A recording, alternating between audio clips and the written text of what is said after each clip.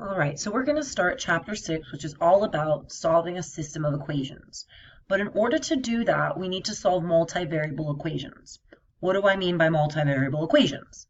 Well, in a previous chapter, we studied linear functions, right? So we know that this is a linear function. And when we know it's a linear function, we know that our slope is 3, or we can say 3 over 1.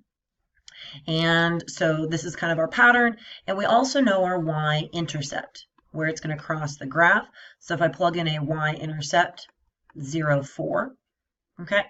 And so it's very easy to graph something very quickly, right? I can easily go to 0, 4. So 1, 2, 3, 4. We graph this in blue. And then I can go up 3. So again, I'm going to go up 3 more, extend my line. 1, 2, 3, and then I got to go over 1. So up 3, 1, 2, 1, 2, 3, and then over 1 to the best of my ability. And then we're going to draw a line through this. Obviously, this is not a very good linear equation. So let's graph it a little bit differently. So if we go to the website, Desmos.com, so we go to this website right here, Desmos.com, and I type in this equation as y is equal to 3x plus 4. Pardon the barking, those are my dogs. What you can see is this. So we can see that the y-intercept, right, 4, we said would be right here. And then I can, I'm going to zoom, let me zoom in a bit. So I know that I'm going up 3, so 5, 6, 7, and then I'm going to go over 1 for my slope. Okay? And so when it's in this form, we can easily graph this. So what happens if it's not in this form? So what happens if I put it in a different form? Okay? So let's say we have something that looks like this. So negative 6x plus 2y is equal to 10. Okay, this is also a linear equation. So this is also a linear equation. And this equation actually has a very specific name. This is called standard form. When it's standard form, what we're going to notice is that the x and y are on the same side of the equations, and there's no fractions. They're all integers. So what we're going to do is we're going to change this problem. So let's change standard form to slope-intercept form. And remember, the slope-intercept form was this: y is equal to mx plus b. So basically what we want to do is we want to isolate this guy right here, right? So what's the first thing that I'm going to do is I'm going to go ahead, I'm going to add 6 to the other side. So let me write it over here. So negative 6x plus 2y is equal to 10. So I'm going to say plus 6x, and I'm going to add plus 6x over here. Notice that I'm not putting it over the 10 because I'm not going to be able to add those two together. They're different terms. So I have 2y is equal to, and I'm going to write my 6x first so it's positive.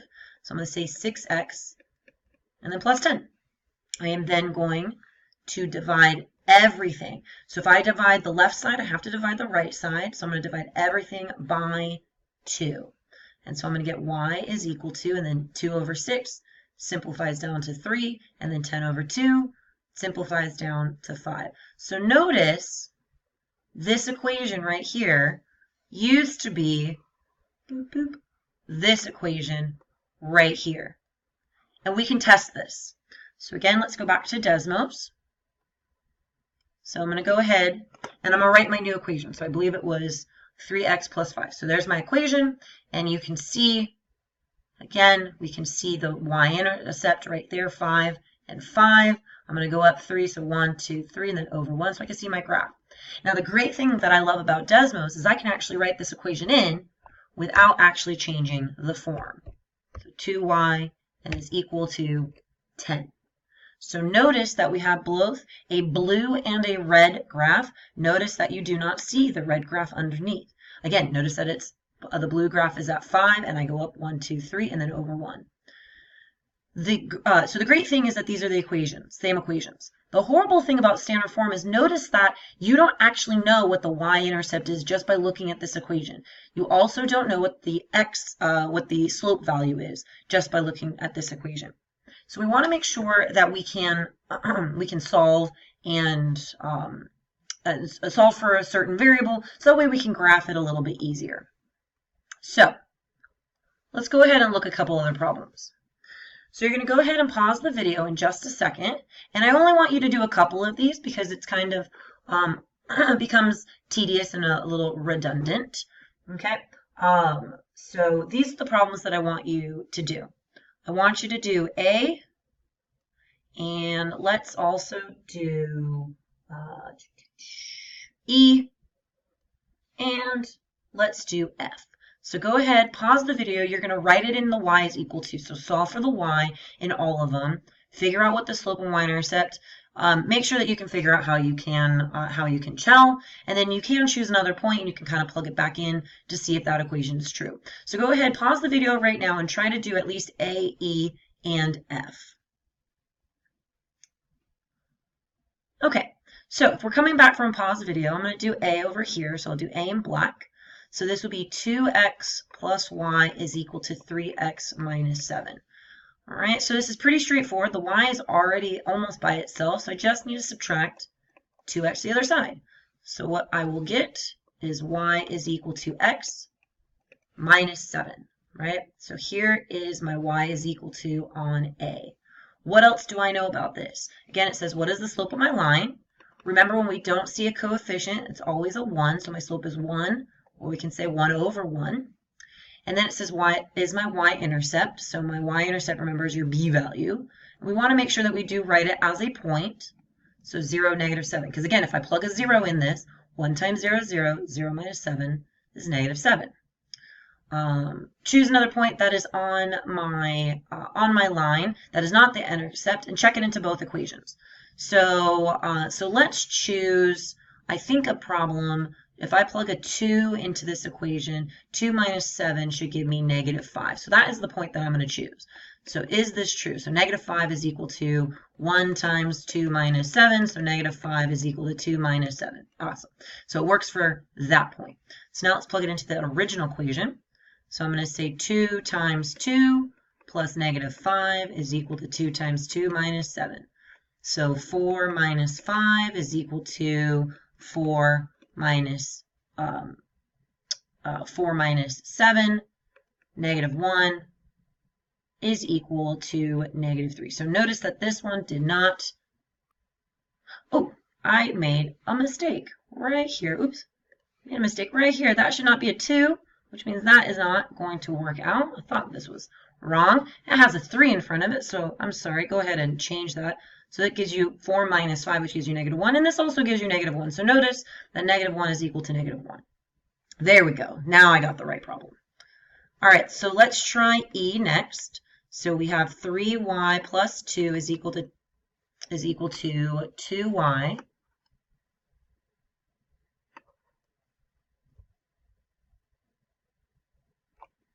All right, equal to, why isn't this working?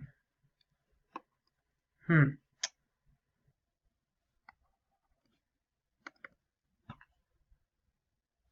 right, let's see. There we go. Technical difficulties averted. Okay, so 3y plus 2 is equal to 2y minus 5. So again, I'm going to go ahead and I'm going to move my 2y over here. So I'm going to get y plus 2 is equal to negative 5x. I'm going to subtract the 2, and I'm going to subtract the 2. So I'm going to get y is equal to negative 5x minus 2. So there's my equation. My slope, write it in green. So m is equal to negative 5, or we can say negative 5 over 1. And our b value is 0, negative 2. Let's go ahead and try a point. So a point that's going to work, if I plug in the point 1, so that would be negative 5 times 1 is negative 5. So this would be negative 7. So that should be the point that works. So negative 7 is equal to negative 5 times 1 minus 2. So negative 7 is equal to negative 7. That worked.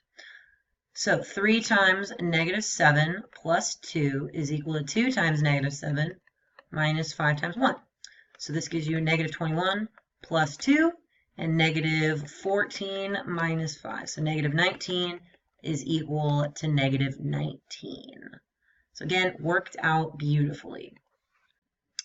Okay, so, and just to clarify, this actually was not E. This was C. So that was a quick little mistake. So E was the one below. All right, so let's go ahead and now do F.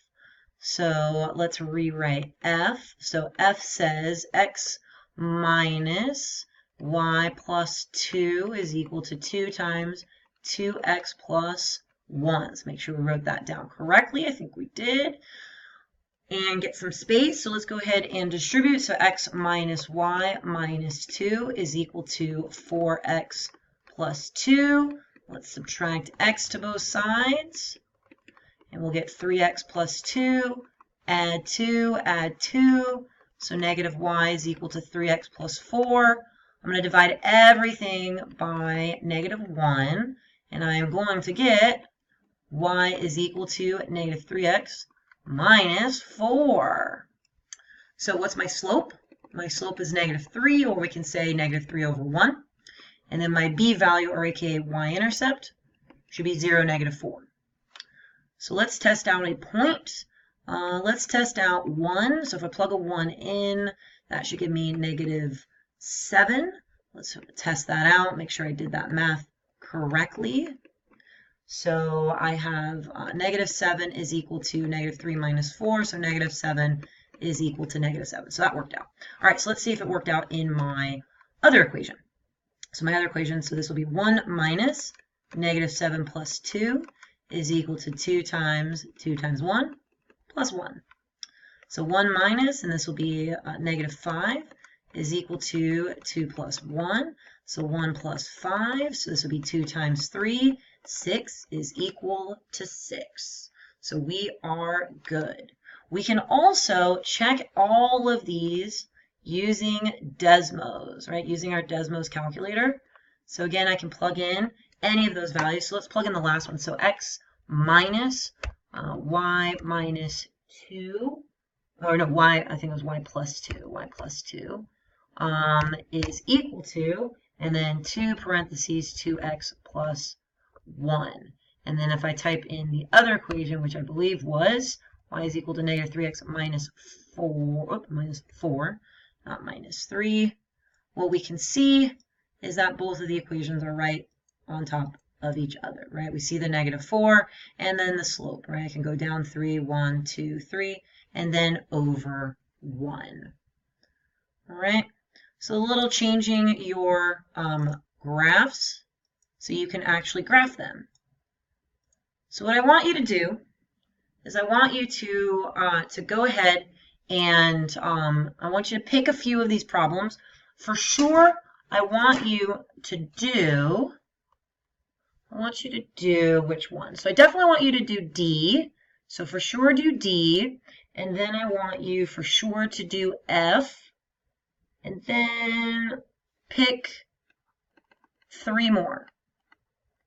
So go ahead and pick 3 more problems besides D and F. So you're going to do a total of 5, right? And what you can do, pause the video, come back, and look to see if your answers are correct. All right, so hopefully you picked a couple more to do. So let's go ahead and check our answers. So these are the answers that you should have gotten for all of them, right? So 2a over b is equal to h. Be careful when you're solving for h. Most people, what they want to do is they want to just say a is equal to 1/2 over b. We usually don't like to put that there, so we want to multiply by the reciprocal, so that's why there's a 2. All real numbers, which means that your variables should have canceled out and you're left with a 2 is equal to 2 or something like that. No solution means you'll have 2 is equal to 3. So go ahead and check your work. If you have any questions, feel free to talk to your neighbor or to ask Miss Barron.